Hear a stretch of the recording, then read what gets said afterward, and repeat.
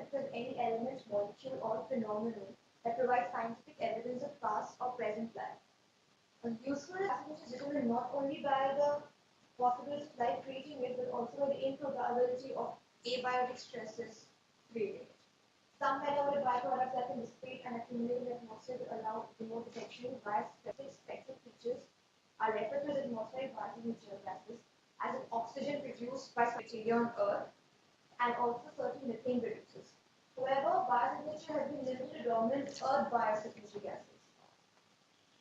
Now, there was a consensus whether life has evolved parallelly on other planets or it's just us in the entire universe which support life, our Antarctica support life.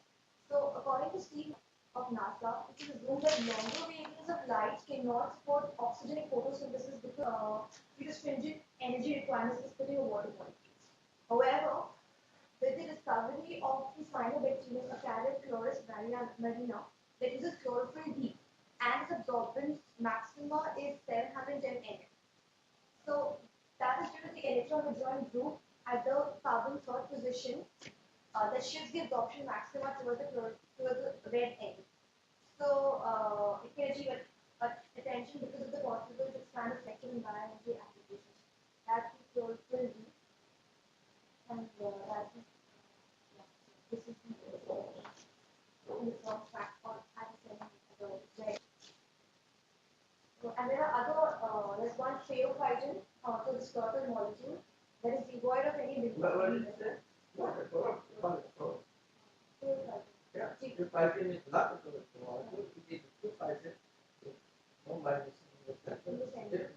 And it could also be used instead of chlorophyll in cases where chlorophyll does not work.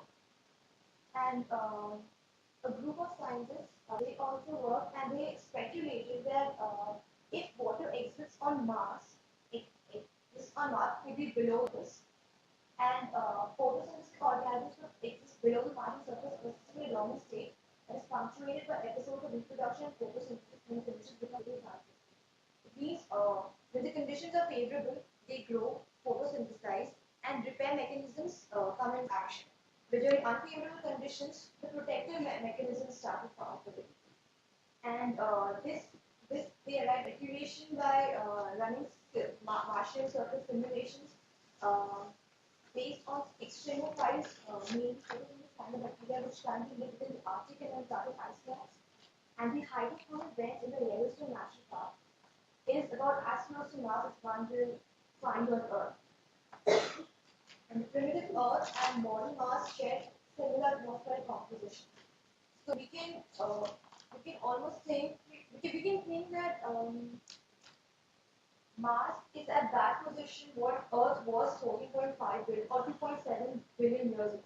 That's when cyanobacteria had started to evolve, had started to release oxygen into the atmosphere. That we can see by banded iron formations. Earth has banded iron formations which are rich in silica, basically silica-rich rocks that show alternating twin layer dark and reddish rock. So trivial question or typing, why the subscript or subscript? SEC or 4, why can't you put the 4 subscripts? That is the literature said it that way. It is not. Is it 3 iron metals or it is Fe3 plus? These are the oxides of iron, magnetite, I see. Okay. and also pyrite are also there. They are correct. So the red black color is that's regular or the surface That material. becomes the distribution. That is Mars. Good, thank you. So and from where does this mass? From where does this oxide of iron has come? So one explanation could be the rusting of Earth, which took place. That's the rusting of ocean, which could have taken place on Mars, where the cyanobacteria released oxygen and the iron dissolved in the water beds that came from the hydrothermal vents. Because once upon a time, in Mars, volcanic activity was quite prominent.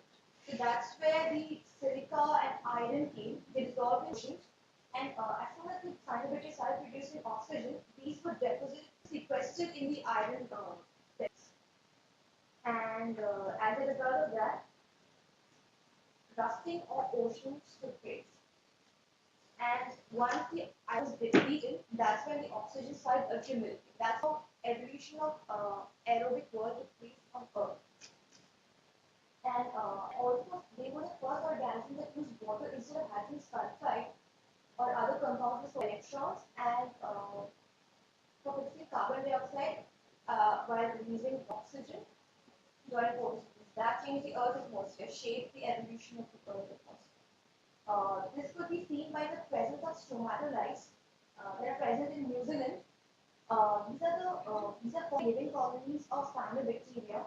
Once they were living colonies of cyanobacteria that formed sticky mass which accumulated sediments, reacting with calcium to form limestone. And if you observe, you can see perforations that give that provide the evidence that oxygen evolution took place from there. So the perforations you can see, and also close to the Martian crater, there is a area called Terra Sabria, and it has an outcome of 200 square kilometers that is been observed to be of stromatolithic origin. We have our references. Now there's much about and amphitheater, how the plants are articles.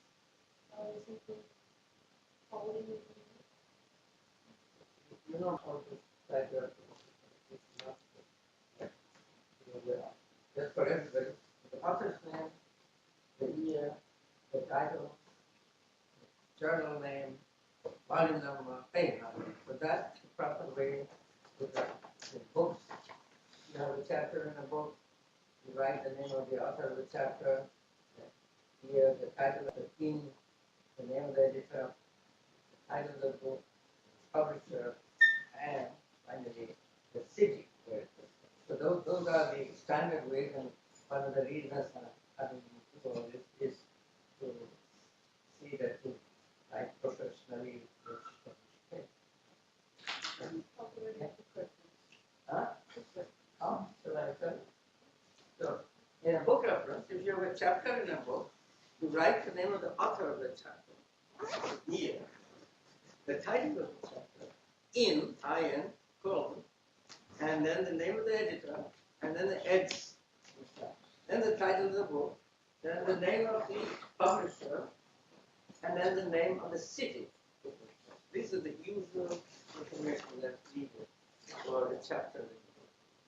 But all of the reviews, other papers are simply. Now, this is a style of certain journals, not all journals, but this is with this style, you have all the information for any journal. Because some journals don't want titles. I think Nature and Science, because a very prestigious journal, they want to save space and so on and so forth. But that's the style that, now when you have a website, oh, that's fine. I did see. Thank you. That's one. So, what was I saying? Yeah, so that's the way to do it. But then you have everything that you need for any journal possible. But the main thing that I noticed, and I've been keep writing, that when you have a text, you have to write the reference there. Then you have a figure, you have to write the reference in the text so the person knows this. Now I should look at the figure. Now I should look at this, right? So this kind of basic things that I keep saying. I keep correcting anybody who sends in writing. Now the website. So there are a lot of references that once you are getting from the website. Actually, the real training should be they should go to the actual research paper and read that. And it's okay at this time to do this because you're getting into the act of being a writer. Right? So there also you must write the website, not just web. If you use Wikipedia, let's say, of course, Wikipedia has a lot of mistakes also, because who is writing Wikipedia? I can write it. I wrote once a photosynthesis, then I discovered about 2 months later, somebody had changed it and introduced references that nobody knows about, but many references were deleted because that person wanted to push his references. So Wikipedia is a dangerous thing, but at the same time, it's very useful. And so when you cite a Wikipedia, you just don't write Wikipedia. Who's going to find Wikipedia? You have to write a precise URL. Okay. Very good. Question? Question? Anybody has a question? Yeah?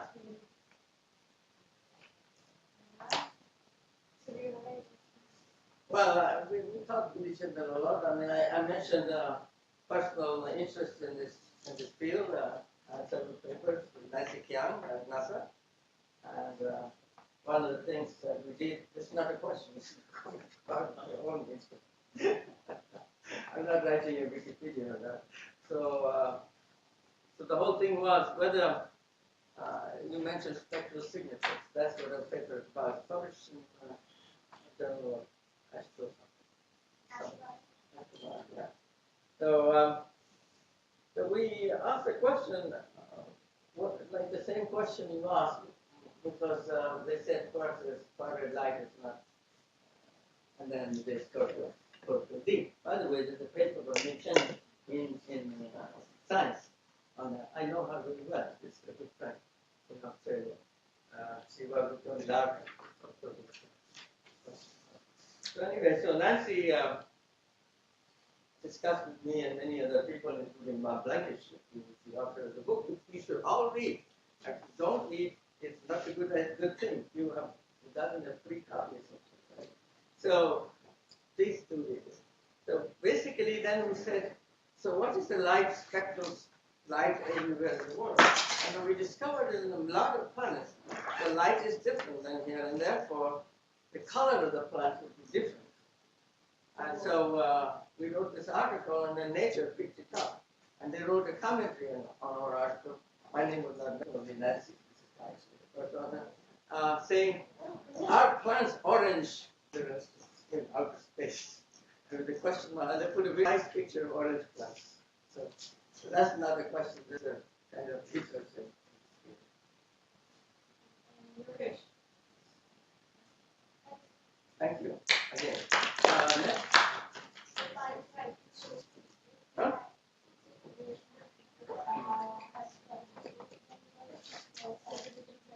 No. You see, she is asking a question about referencing. So for all of you, if you are making a supposing you got it from Blankish. In the source, you see Blankish 2014, page such and such. And then in the reference, not in the source, not or you can say after Blankish, if you copied it.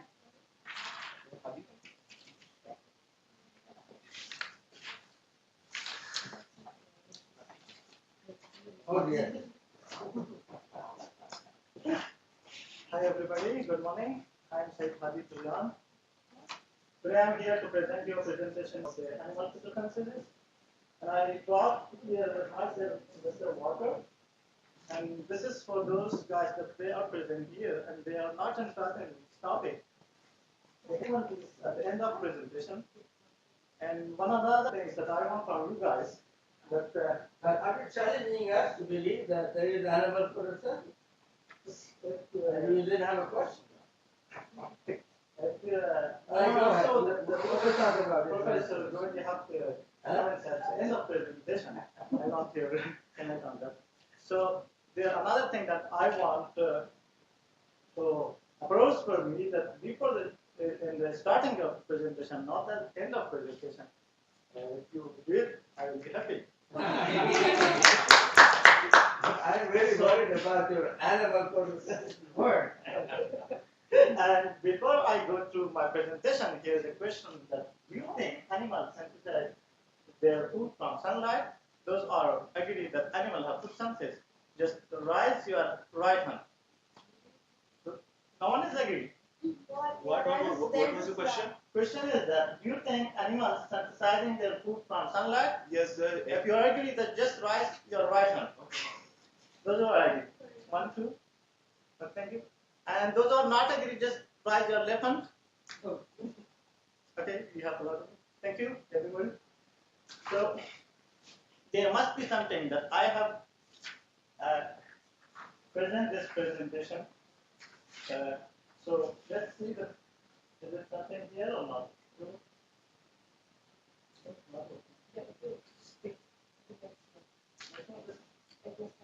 It's an arrow. No. Oh, it's there. It seems unbelievable. Why? Because animals don't have chloroplast, and they also don't have the plant characteristics, and they are not like plants. So, but recently some animals are discovered that they have to synthesize their food from sunlight. What are those animals? We are looking for that. I just mentioned here 4 of those animals. You can see Sparsalamander, Visiparentalis, Theopet, and Cislac, Elysia chlorotica. I'm just talking today about the Elysia chlorotica. One of those amazing photosynthetic animals is Elysia chlorotica. How they synthesize their food from sunlight? They steal gene from this algae, Wikiria deuterium, and then make their diet, and then integrate their gene to their own cell, and after that they do photosynthesis. These animals are found in eastern coast of the United States and Canada. There's another question. How do we know that an animal cloned into a plant? Around 140 years, scientists discovered this animal or Cislac, and after that they are studying that how these animals are doing this process. You can see here this is the discovery years that they found this animal or discovered this animal. After that, in this year, you green line, you can see the study about the stomach, how they are doing this process, and the green line, greenish, you can see here lateral gene transfer, that how the gene transfer from algae to that animal, and then in present days they are working in a lot of different parts of this animal. Okay, what they found that this is not only, you can say, only chloroplast.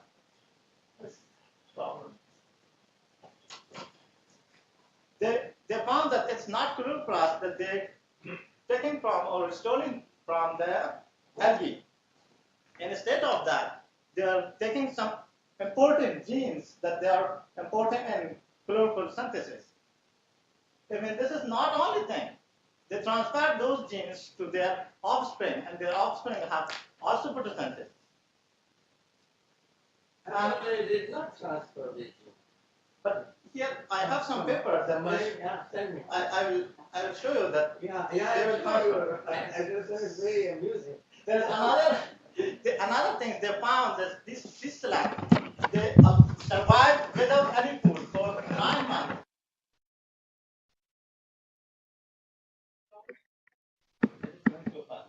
See here, this is the algae, this is the chloroplast of algae, this is digested chloroplast in animal, and this is the hydroxylation of the chloroplast in the cells of this Escherichia chlorotica.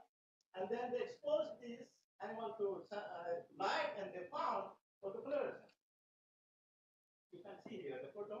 By the way, that picture was this cover of the science plant is given in the other. You can see that every my photo has their source. You can see there. And before that, I got there's a small story I want to tell you. The day that Professor Govindjee told us you have to present a presentation, then I decided I have to a different thing from others. Then I guess that what should I do? That must be different.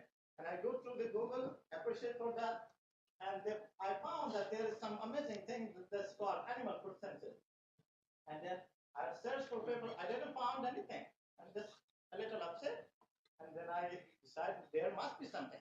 And sent some email for Professor Govindjee, and he sent me 2 papers. Thank you for that. And after that, I found there must be something. And I found some paper from Perth, Sydney, his professor, and Florida, USA. And then I decided to Is there any people such existing in the world, or just it's something someone put something paper like something?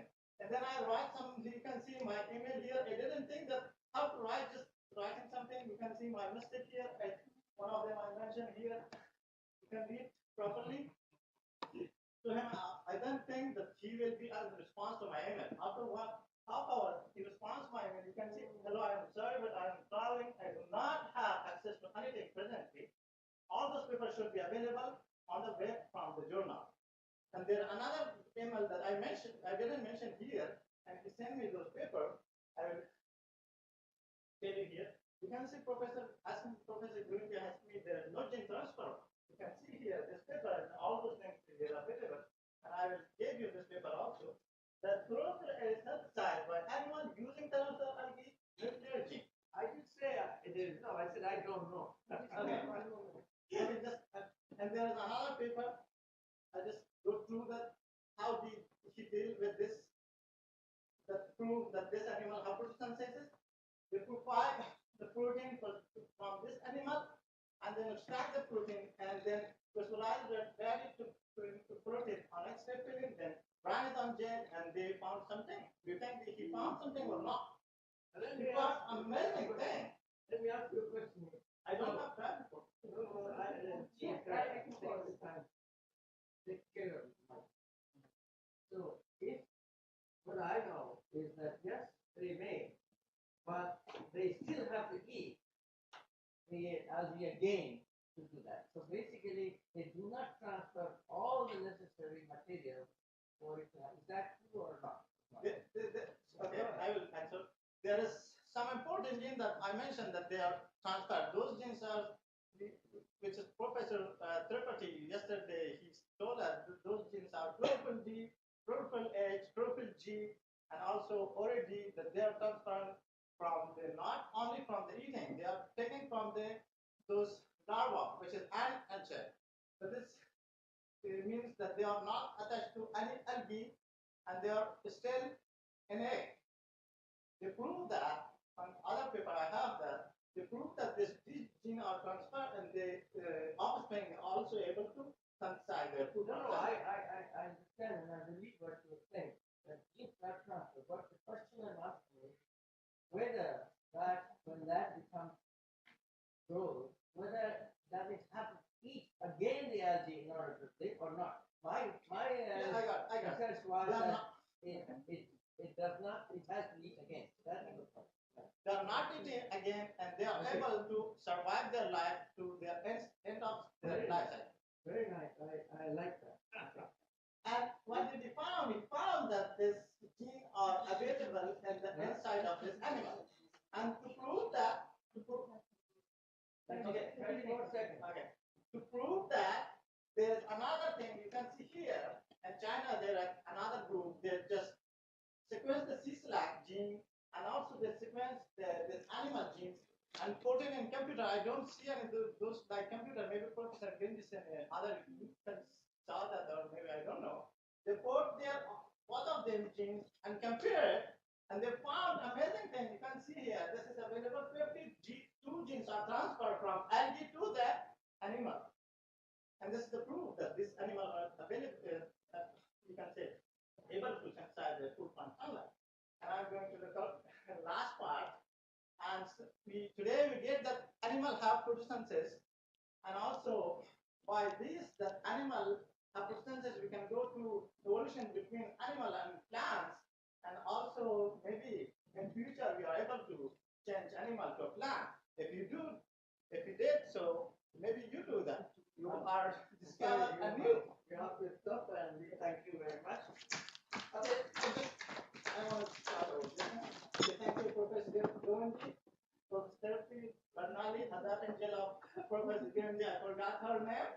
And Professor sent me papers that he sent me his paper. GNU GIAN member, all participants that you are today here. And I was joking, it's for all of you. You can take from this one. And if you have any question, I will be so happy because I'm here to learn from you. Can pass it, right? Okay, I will do. It's a very interesting topic. I've been fascinated by not only the topic of Sagarica, but this topic also. I've been reading all the literature, and of course they have to eat the algae first. I mean, without that, there would be nothing. So it's yeah. Asking him or me? Whoever is able to answer. No, you have to ask him. It's a question you can ask. Maybe I don't know, but one question allowed. I want to learn it properly. You said that the animals, the fish or whatever it was, it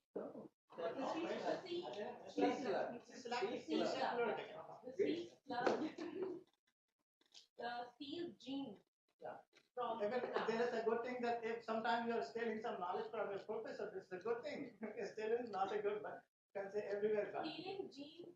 How exactly is it able to extract DNA from the plant and integrate into its genome and able to, and then it's able to transfer it to It eats the algae. It is inside his body or her body. Yeah. And then there is metabolic reactions, and then things move inside the biochemistry. Not enough research. If you're interested, this is an interesting area. you can say there's a lot of mechanism that this shows. I didn't mention here, and I can give it those people to you if you're interested. It's not much to be answered very quickly. Any one more last question because we have to move. I don't think we have. Oh no, what happened? I don't even care. Well, we should. Well, they cannot get a certificate of participation. Write their names and have a letter sent by Prof. to them. You can pass to others also.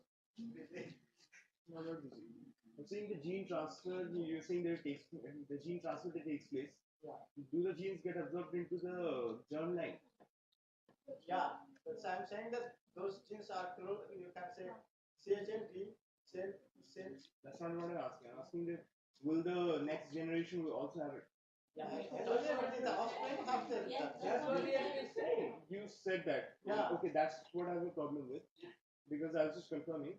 There's this article by D. Bhattacharya in 2013 that says that the genome analysis of Elysia chlorotica eggs do not provide any evidence for Well, that's the paper I was challenging him with.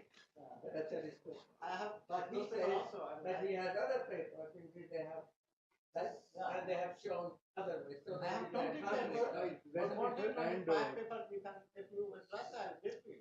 So what he said there was that he showed proof that a gene transfer actually takes place. Also, gene transfer takes place.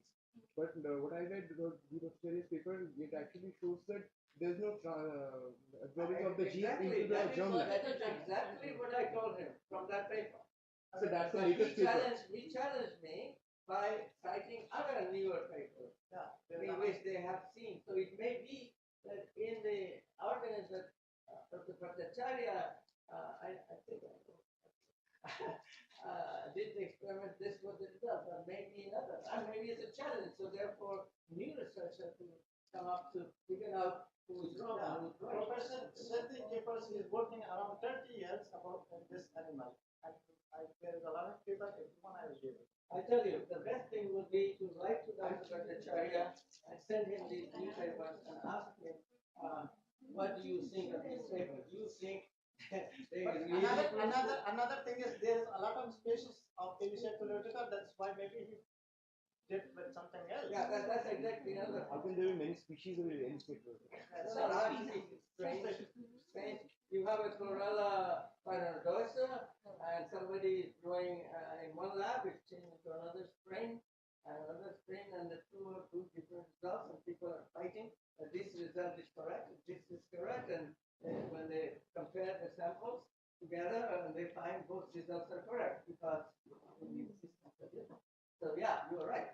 Species is the same, but I just want to make a point that in the beginning of the presentation, you mentioned that you gave some examples of animals that are capable of photosynthesizing, and you also mentioned the spotted salad. Yeah. So they have some basis. If they have a symbiotic association with algae, they don't really photosynthesize themselves. Yeah, exactly. Photosynthesize. Exactly is my point of the first cycle. Because are the animals in it is the chloroplast that they have imbibed in their body and put it, and that is doing a reaction.